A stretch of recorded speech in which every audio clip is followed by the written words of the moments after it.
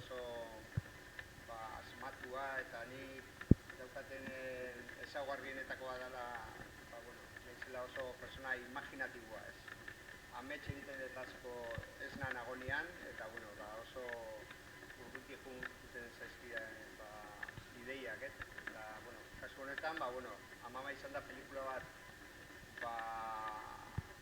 oso gertutik ezagutzen duten gai bat jorratzen dutena, baina, baita esaldik edala jolas sinematografiko bat, eta batez be da omenaldi oso kariñosua egiten jatena baserri nik txikitan ezagutu nun baserri bat, ez? Izateko era bati, esku haundi batzuei, funtzionatzeko era bati eta azkenean aldatzen ari den unibertso bat.